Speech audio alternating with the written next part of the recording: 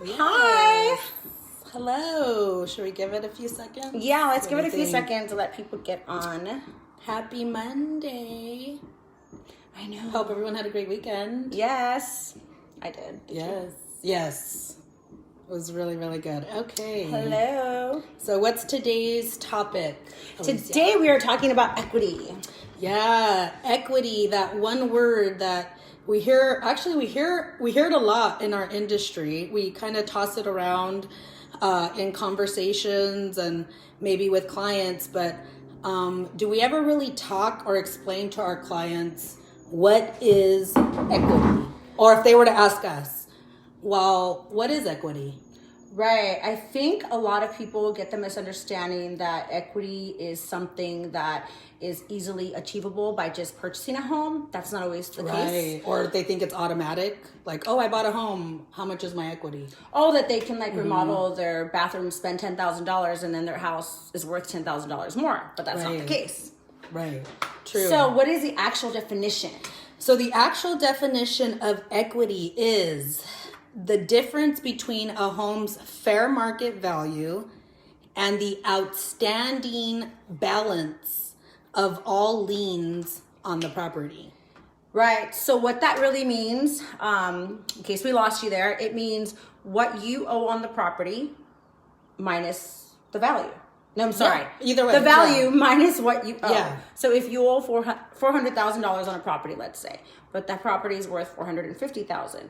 Therefore, you have $50,000 worth of equity. Gross, yeah. So we're going to talk a little bit too and about that's gross equity versus net equity. Doesn't mean you could call the bank and they're going to give you a $50,000 check. Right. Which I've had clients ask me before. Like if you I have equity. Can I call the bank and can they give me? No, I wish. That's a good question, right? though, because that's, I mean, it seems like that, right? Mm-hmm, mm-hmm. So again, the difference between fair market value minus, once you minus all your encumbrances, which is what? Your loans, your liens, that would down get payment assistance programs. Exactly. What you owe basically on the home.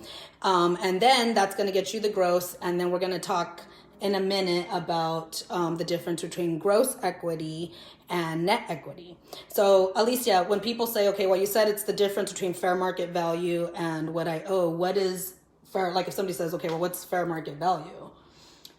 That's another thing. A lot of people that think that they can go online and then, which you can get an approximate value on your property. However, it doesn't take account what a lot of these third-party companies or websites or tools that you have online do. They just generalize your square footage with the properties around you within a mile. Sometimes they go 2 miles within a certain period of time. Sometimes it's 6 months, sometimes it's a year. That's a huge difference. So calculating equity really is important that you have the right realtor or appraiser to do so. And it also depends on what you're trying to do with that equity. For example, when you refinance your home, there are a lot more. They don't think about the home as in you're selling it. They don't know the market. A bank is only going to, again, send an appraiser out, say what the value is of the property, but they're not really calculating your equity for sale. Yeah. You're going to have more for sale because or less depending on what your market in the area is doing. Yeah. So what I always tell, consumers is, just be cautious if you are, trying to use these online websites to calculate or determine what your fair market value of your property is. Just always make sure you back it up with a professional opinion. I mean, that's what we do. Alicia has been in real estate almost 20 years. I've been in the business 25 years. So She started when she was 10.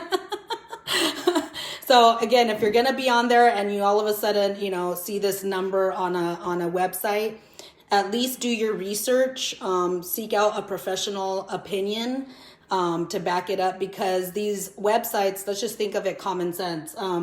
There's a lot of things they can't account for, right? Geographically, they can't see if there's train tracks running through, the backyard, or if there's a big industrial, warehouse or something or up the street. a highly preferred school district. They don't know that. or like you said, facing a home can have a lot more value depending on which way it's facing for certain particular clients. So things like that are very important.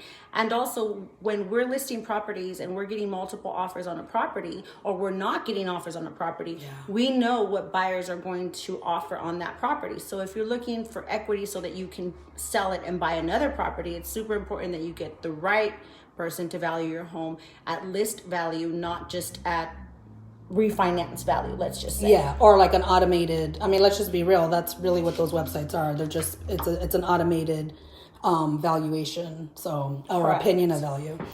So now, how to get equity? I get this question very often as well, especially from my past clients. How do I get equity? Well, there's many ways to get equity. I think one of the fastest way to get equity is to obviously choose the right realtor that's going to know their area, is going to know the property that's highly desirable versus a property that is not highly desirable. That's a quick way to get equity is know your market, or work with someone that knows their market and knows that you're actually getting a good deal.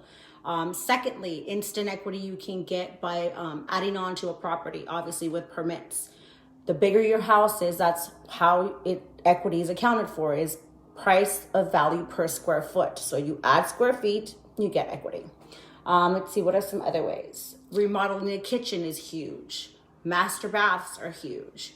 Don't think because you spend $45,000 on a bath or on a kitchen, you're going to get $45,000 back. Right. It's not dollar. Yeah, it's not dollar for dollar. So, if you put a $75,000, swimming pool in the backyard, because I know we get that a lot, right? So the question is, does that automatically give me $75,000 of instant equity? And it doesn't. It will not. It's definitely going to it's going to help you increase the value of your property. And the desirability. But it won't be dollar for dollar. So how to get that equity, build it up, be patient. Real estate is, no matter what, in my opinion, the best investment you can make, financially. So be patient. And again, being in this 25 years, I've seen this will, be my third cycle.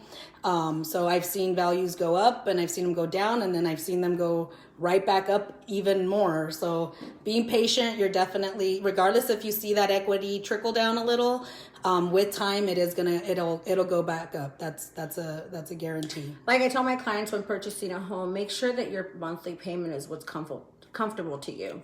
Sometimes when property values go up, your taxes will increase as well. So always make sure that monthly payment is where you're comfortable. Don't take yourself to the limit.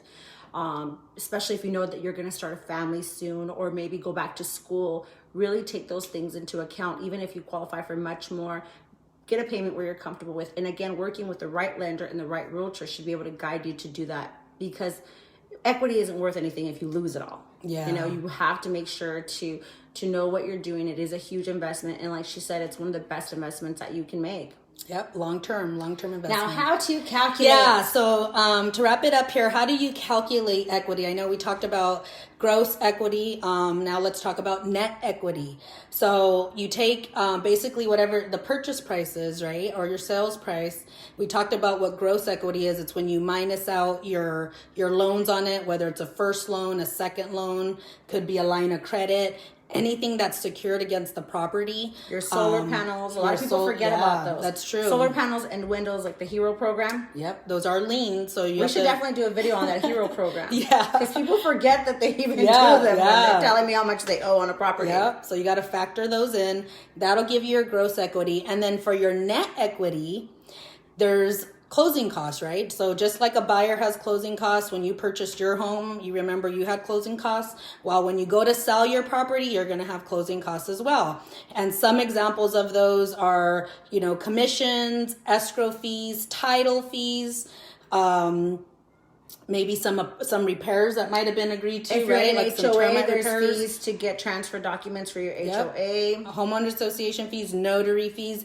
And then going back to those loans that we mentioned that you're going to have to pay off, whether it's a first loan or a second loan, they have fees too, even to pay off, right? So you might have some interest on those loans, some payoff fees that they're going to charge. So what we do is we actually sit down with anyone that wants to know how much is my equity. We sit down with them, and we actually have a consultation where we go over those numbers specifically so that they can have a really good idea that when they're at that closing table, what is it that their proceeds are going to be in the form of net equity. And then after that, the sky's the limit as far as what they want to do with that money, maybe reinvest it.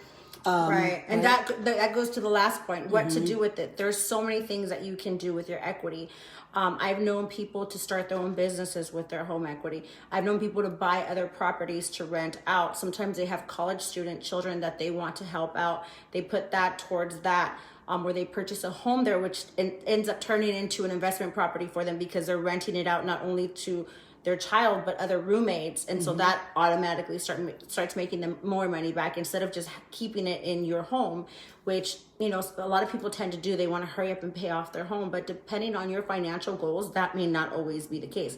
In most cases, that isn't everyone's ultimate case, is to keep equity in the home. Yeah, absolutely. So one final question, and we actually decided that we're gonna use this next topic for our next video, because that's really what we want to do. We want to bring all these questions that come up in our daily business. We want to put them out there, help educate, help guide, and just basically, ask whoever might be out there, our friends, how can we help you? Whether it's just answering a general question or sitting down for one of those consultations that I mentioned. So the next topic is, what happens if I run some rough numbers in my head, right? Alicia or Gina, what if I do that and I actually think I'm in a negative? Like, I actually feel like I have no equity. Or I don't have equity and I can't afford my payment and I don't know what to do at this point because I can't sell it, or I will have to pay out of pocket commission or closing costs. Right. So that's going to be our next topic. Yes. So our next topic is what happens if you have, if you're in a situation of negative equity. So stay tuned for our next video. Bye. Bye. Post any questions, feel free to message me and we will get back to you. Bye. Bye, guys. Have a great day.